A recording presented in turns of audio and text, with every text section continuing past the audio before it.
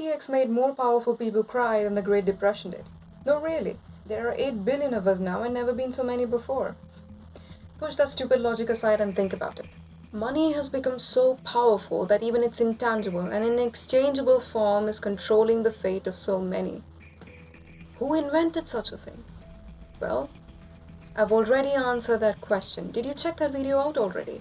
If not, give that video a watch and then consider coming back to this one.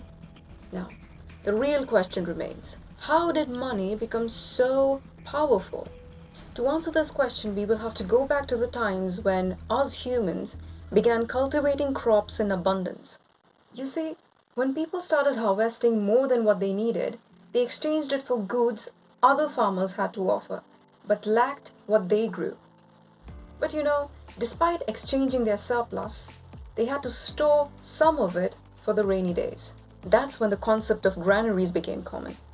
Farmers did not have to worry about their crops when such surplus was all collectively stored in one place that the lord or the king provided and was watched over by a soldier. But how did they know how much grain and how much of it belonged to whom? That's when they started recording it. And that's how the concept of accounting came to be. And as mentioned in my previous video, farmers were given shells that recorded their share. This process expanded to debt settlement. Kings would pay their laborers what they were owed in the form of grains. But to know how much they were owed, shells played the part. Over the years, shells became metal coins. It was valued at iron, then silver, then gold. But the concept remained the same. Clearing the debt, or what was owed when someone received something.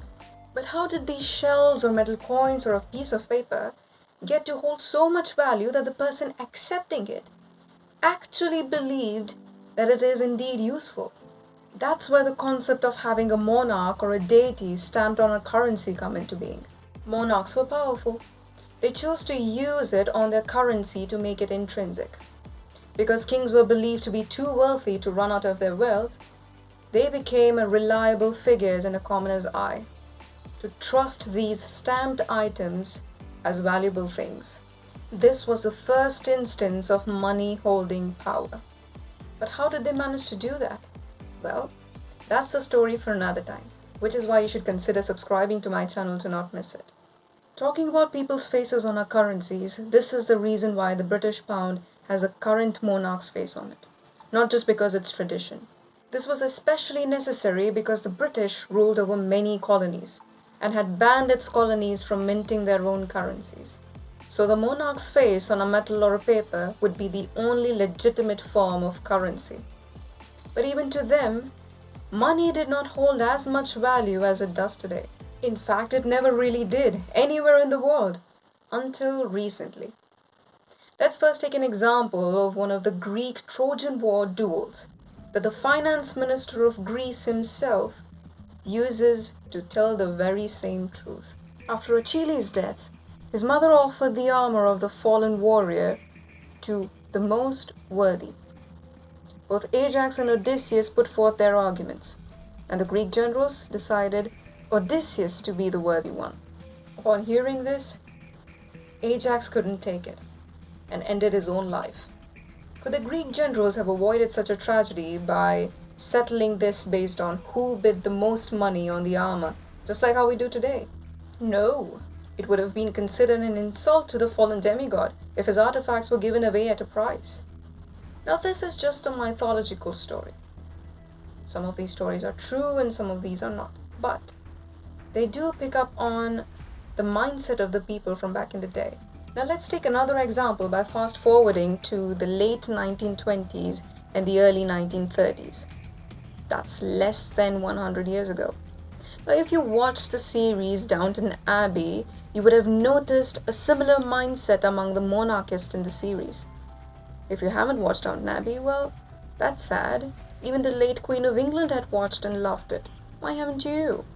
Anywho, the main character, Lady Mary Crawley, the Earl's daughter, so that makes her a monarchist with ancestral wealth, sets out to buy a home for herself and her fiancé, Sir Richard Carlisle, who happens to be a self-made man, wealthier than his lady's family. Upon gazing at the empty walls, Lady Mary asks, What'll we do about furniture and pictures and everything? to which Carlyle responds saying what any of us today would say. What does anyone do? Buy it, I presume. Lady Mary, as she always does, gives a sassy response. Your lot buys it. My lot inherits it. Similarly, when it came to selling Downton Abbey for a profit during crises, Earl Grantham wouldn't do it because it would be considered immoral and disgraceful, and not to forget, make him a despicable failure.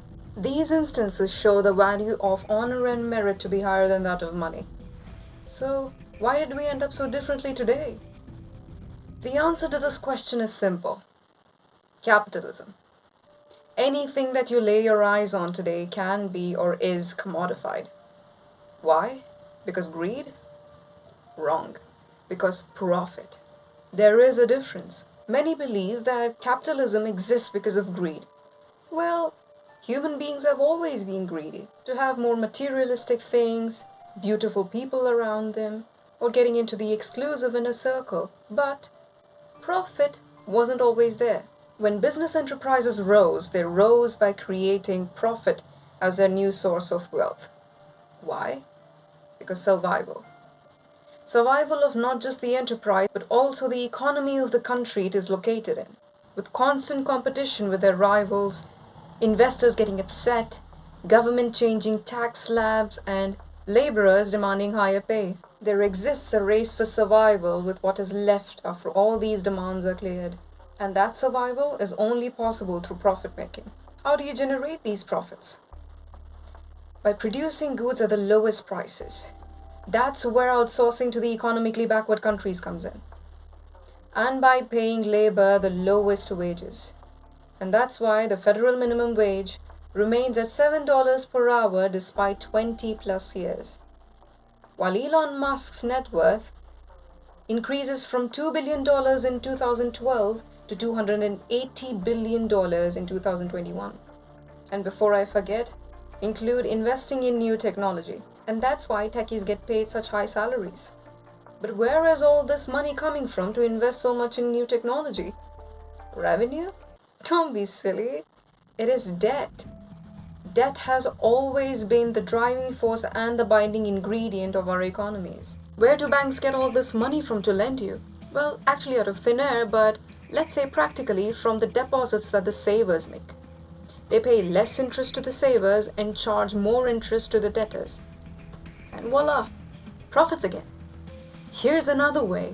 The debtor's loan is sold as shares in smaller bits to investors. And why would investors buy these? Because profits.